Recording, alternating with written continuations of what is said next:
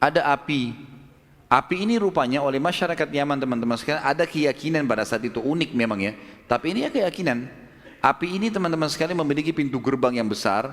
Kalau ada dua orang yang bertikai dan tidak ditemukan titik temunya, dua-duanya ngotot, maka dua-duanya diberdirikan di depan pintu gerbang itu. Pintu gerbangnya dibuka, siapa yang pertama dilahap oleh api, dia berarti yang salah. Keyakinan pada saat itu, begitu keyakinan mereka. Maka sebagian masyarakat bilang begini saja, Raja Taban As'ad, sekarang berdirikan pendeta anda ini, orang Yahudi ini, dengan orang-orang ini, ya, pimpinan-pimpinan kami, di depan api. Siapa yang dilahap api, dia yang salah. Taban As'ad musyawarah sama dua pendeta, bagaimana sekarang ini? Maka mereka mengatakan lakukan saja, kami akan berdoa kepada Allah, mudah-mudahan Allah bisa berikan pertolongan gitu. Baiklah, diberdirikanlah pimpinan-pimpinan penyembah berhala dan api ini dengan dua pendeta Yahudi ini. Begitu dibuka pintu, dengan hikmah Allah, api menyambar pendeta-pendetanya mereka nih. Maksudnya kepala-kepala pimpinan penyembah api nih. Lalu mereka sempat lari. Masyarakat menahan mereka. Kenapa lari? Kita mau tahu benar atau salah nih. Kembali lagi.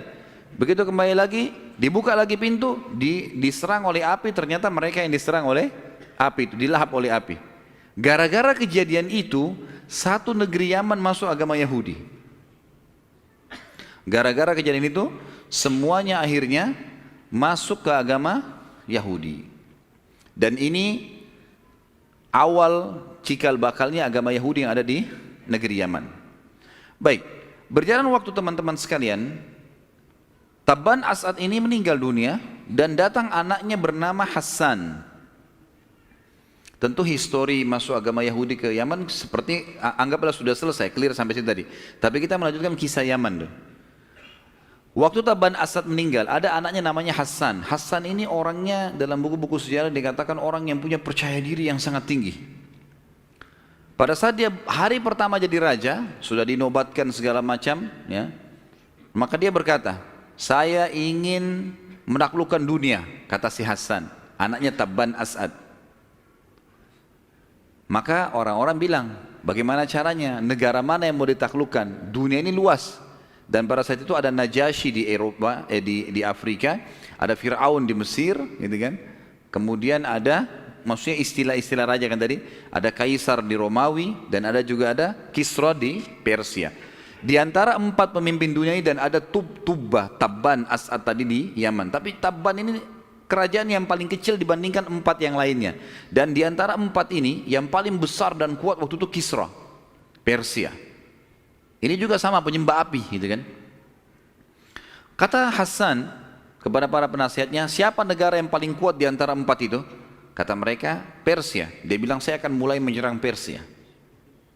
Padahal pasukannya tidak besar, tapi karena raja orang semua pada ikut. Di tengah jalan teman-teman sekalian, banyak penasihat-penasihatnya, pimpinan-pimpinan pasukannya tidak setuju dengan ini. Ini gimana caranya kalau kita ikut sama orang ini terus kejar Persia?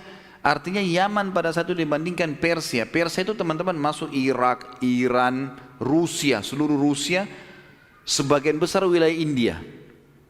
Sementara Yaman, satu negeri, sampai sekarang masih dikatakan Yaman, kecil.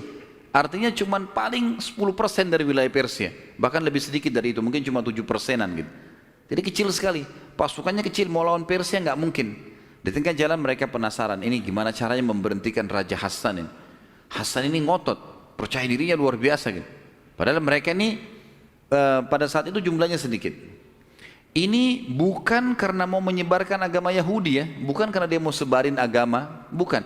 Memang cuma mau luaskan wilayah saja, nggak bawa-bawa nama agama nih. Maka beberapa penasihat berbicara dengan adiknya Hassan bernama Amr. Ya. Amr ini didatangi oleh beberapa penasihat mengatakan, wahai Amr, bicaralah sama saudaramu ini. Siapa tahu bisa, karena Hassan ini punya kemah, nggak boleh sembarangan orang masuk. Penasihat-penasihatnya pun kalau mau masuk dicek semua badannya, dikeluarin semua senjata-senjatanya, baru boleh masuk. Gitu. Kecuali Amr, Amr ini boleh keluar masuk karena adik kandungnya dan dipercaya oleh si Hassan. Masuklah Amr, dinasihatinlah kakaknya, nggak mau tahu, nggak usah ikut campur, ini urusan saya.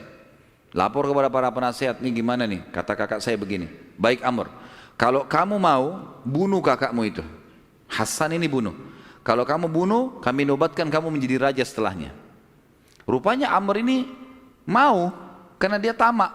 Otomatis nggak usah tunggu kakaknya mati baru jadi raja, sekarang bunuh selesai. Maka dia masuk ke kemah kakaknya. Setelah dia merasa di waktu-waktu seperti malam, waktu aman, dia membunuh kakaknya. Ini cerita Hasan mati dan Amr menjadi raja Yaman pada saat itu.